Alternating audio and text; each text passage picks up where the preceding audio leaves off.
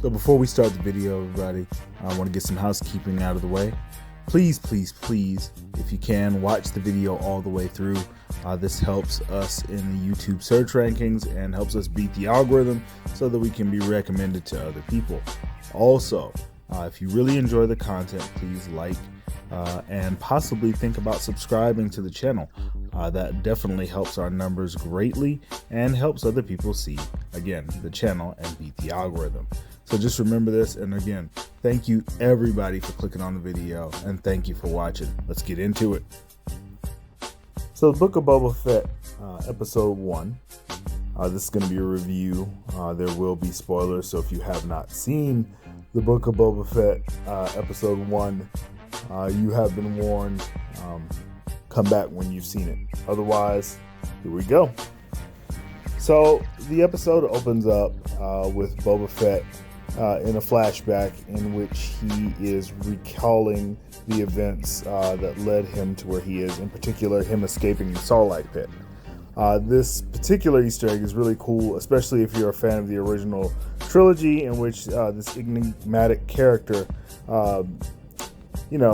captured the imagination. I mean, we really didn't know much about him, especially when the original trilogy came about, and yet he had a cool factor. I mean, he had really cool looking armor, really cool weapons. Even though he kind of got, the shaft as far as how he went out in Return of the Jedi, he was really just an interesting character. And so picking up with him now, I think is fitting. So, that being said, how is this episode? Well, it's not bad. There are a lot of flashbacks, but that's to be, seen. I mean, that's understood. I can understand it. I mean, you have a character that not many people know much about, and there needs to be some sort of backstory laid, I guess, in order for it to really appeal to new fans. So, we can let that slide. So we find that Boba Fett has apparently taken over Jabba's palace from its previous ruler, but he seems to be trying to do things differently. In particular, Fennec Shand, who we met in The Mandalorian season 2, she is basically his right hand. And even though he is a crime boss, just like, the Hutts were, he's trying to rule with respect rather than fear. And that's admirable, especially from a character who really instilled fear in, that part of the galaxy, as one of the, if not the most dangerous bounty hunter in the galaxy. So we see, Boba Fett going on collection runs. We also see various rulers pay tribute to him in the form of payments. And what's interesting is that some of these people, one in particular, they're basically trying to test Boba Fett's gangster and see if he's really, about that action.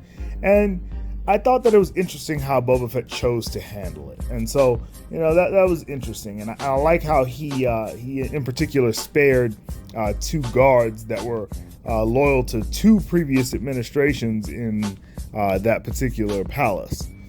And it actually paid off dividends later on in the episode. So one thing I really appreciated about this episode is that they didn't punk Boba Fett to Fennec Shand.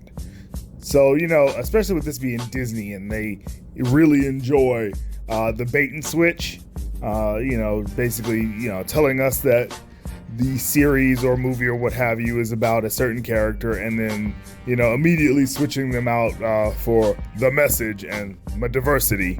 They didn't do that here.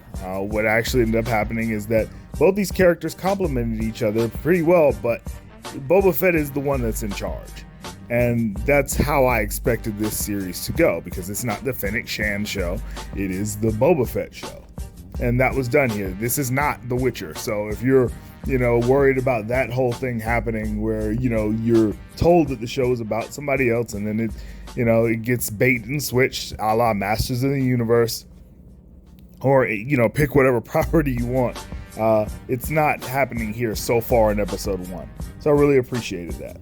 Also, I appreciate the storyline or the backstory of basically him losing everything and hitting rock bottom and still having the strength to keep pushing forward. So, that was really cool. As far as the special effects go, they're really good. The fights were good. Definitely good.